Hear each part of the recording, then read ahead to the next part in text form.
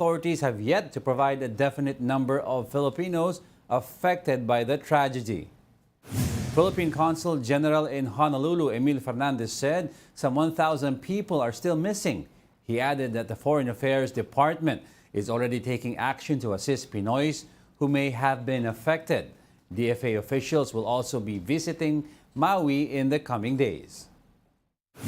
Hard to say because they have no such figures na kung ano yung citizenship nito mga to, saan sila galing.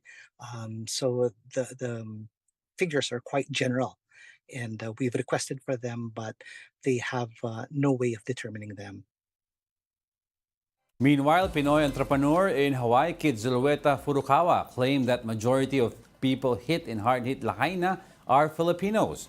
For now, multiple organizations are joining forces in helping the affected communities. However, they still need additional assistance. It's hard to ask for money, but we need it right now.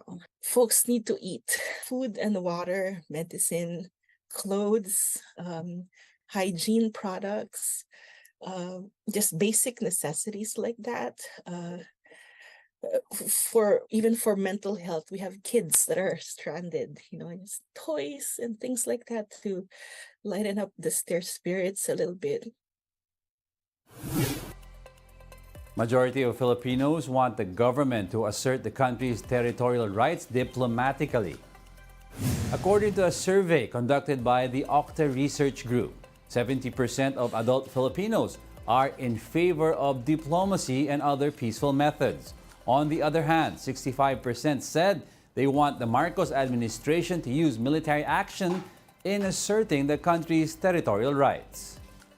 Some 61% also agreed to modernize the Philippines' military capability, while only 19% want to shelve the dispute. The survey was conducted from July 22 to 26, a week before the Chinese Coast Guard fired water cannons at Philippine supply ships in the Ayungin Shoal. Other cases of Chinese harassment were also reported prior to that, prompting the filing of over 30 diplomatic protests just this year. The Coast Guard is set to deploy more vessels for resupply missions in the Ayungin Shoal. JC Cosico with the report. The Armed Forces of the Philippines said the country will resist should China resort to forcefully removing the BRP Sierra Madre stationed at the Ayungin Shoal. This comes after the China Coast Guard used water cannons against Philippine vessels going to Ayungin Shoal for a resupply mission at the BRP Sierra Madre last week. Of course, we will resist.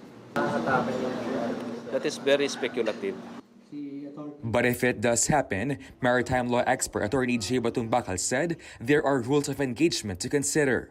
Meron ding mga standards, yung mga responses, no? Yung tinatawag nating proportionality, no? At saka reasonability. Para din, number one, ma-control agad yung incident, no? Yung events. At maklaro din ano yung, kumbaga, maaring patunguhan nun. For now, the AFP is planning another resupply mission to Ayungin. The Philippine Coast Guard, for its part, said it's ready to provide more vessels to escort the AFP. The military is now urging China to stand down and consider the impact of their actions. China Coast Guard should behave. They should not resort to actions that are hostile because all the consequences that will arise from their singular hostile act will be blamed to them and to those above them. Meantime, amid the ongoing tension between China and the Philippines, a political analyst finds the idea of a joint patrol ridiculous. It's really quite funny, no? Kasi parang the problem with China, I think, is like they always employ this gray zone tactics. You cannot talk peace and have a gun. It's really hard for us to have this joint patrol with China. I think it's better that we explore it with other countries. With that said, the country is already ironing out the details of joint patrol operations with the United States. The National Security Council said there remains some logistical issues, but they hope to start a joint patrols in the West Philippine Sea by year-end. For News 5, JC Cosico, We Are One News.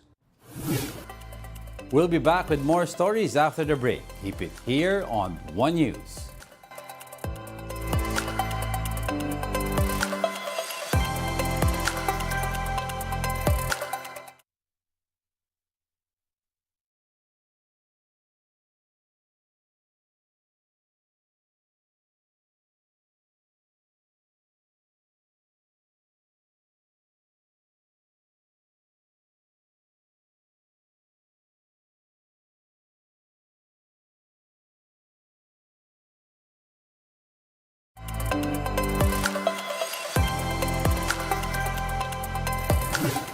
You're still watching One News Now. I'm Diego Castro.